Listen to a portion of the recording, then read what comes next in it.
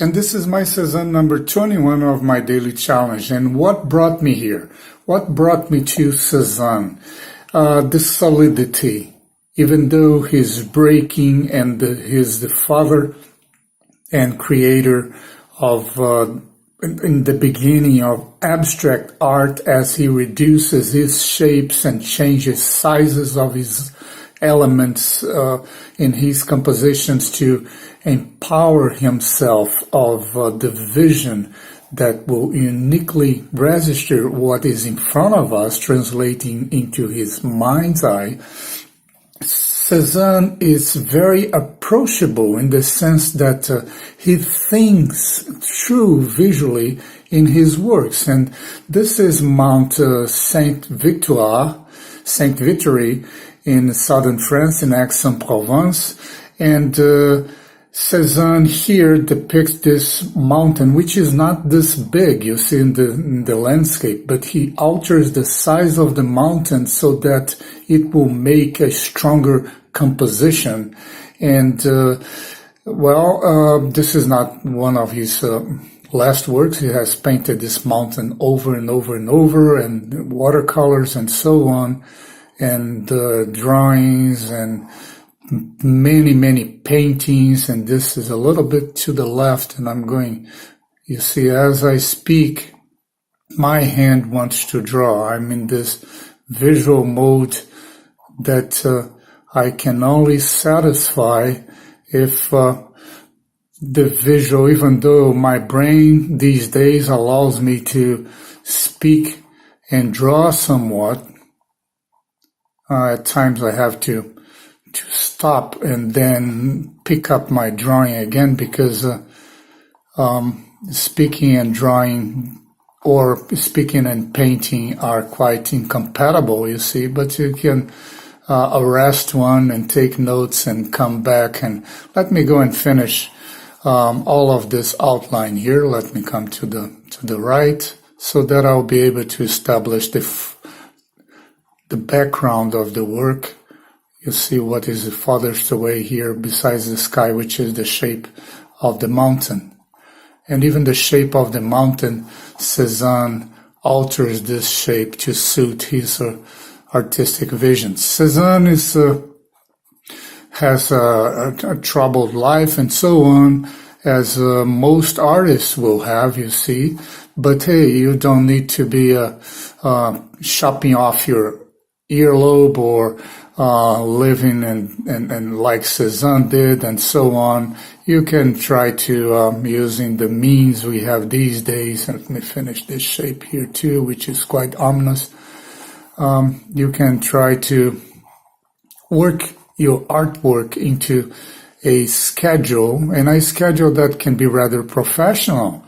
And you'll be able to, as you put your time into your work, it will show.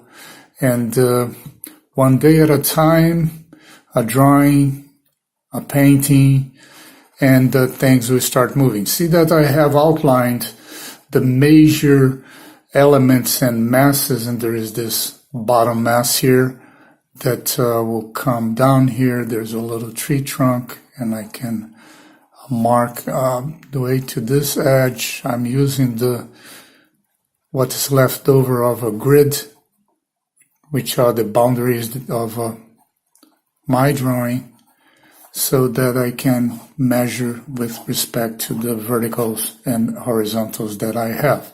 So I'll establish a few other masses, you see, but it does not stop here. So this 21 Cézannes I have worked in Portuguese and also in English, and they are different, you see. I did not want to be doing, I did a few times, but I did not want to be doing a literal translation.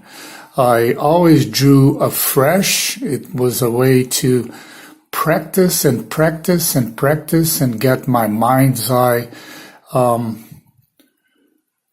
You have to move to the left, little lady, so please come to the left, because I need to find this point here, you see, and right on and to the top so that I can establish this line, which is rather important. And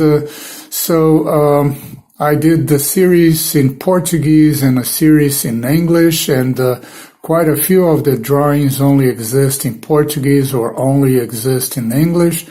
And it was a way to keep my hand and eyes fresh every time I did a drawing. At times doing 3, 4, even a day when I was able to complete, I was quite in a mood, was able to complete 4 straight drawings, one after the other, avoiding the bell tower here in Tomar, Portugal, which every half hour we have the bell ringing, 1 for the half hour and the number of hours till midnight.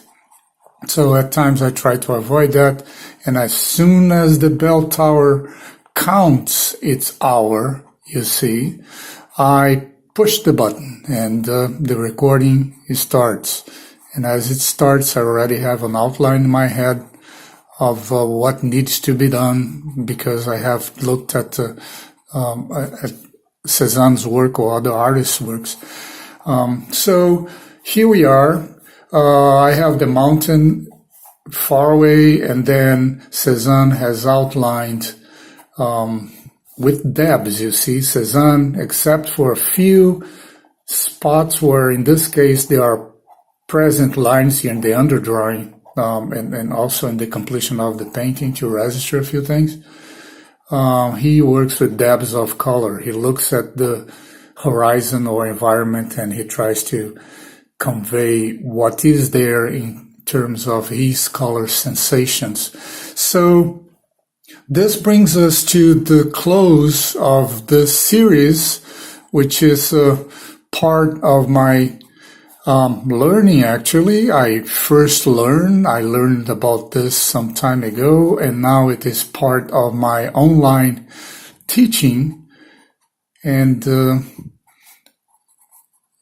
just thought of running 21 days, doing the same thing at times. I tried, lately I've been cheating on this because I've been trying to have at least weekends that I can think of family and other things, but my mind is always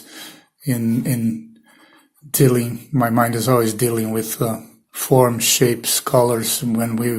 I always take a camera with me and a little notebook, and I'm always writing and photographing, and at times recording in a small recorder on my cell phone. So this is a Cézanne number 21. It concludes my daily challenge for you and with you, and for me and with me. And I hope you have enjoyed this process where I work against gravity, I work against writing, I balance the spatial elements, and I force myself not to look at values, dark, lights, or color, so that the composition, the placement of the composition in the rectangle that contains the work, I could nail that. Okay, and I think it has been an interesting ride, don't you?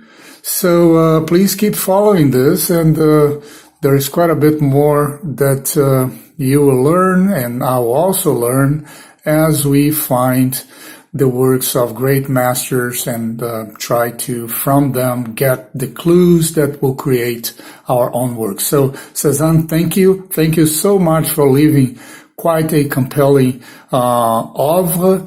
It is magnificent, even though you never liked what you did, Cézanne. I think that is secretive. You see, you enjoyed doing what you did while you did it.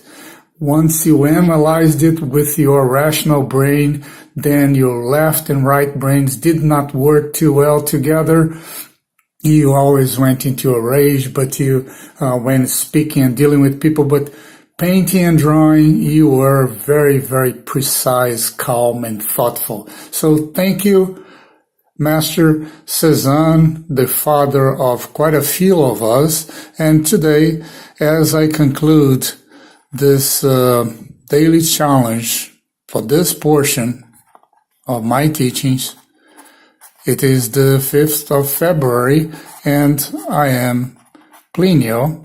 And please leave a comment here below, and let's talk about art, talk about Cèzanne, talk about your art and how you can develop it. Thank you so much, and I'll see you next time.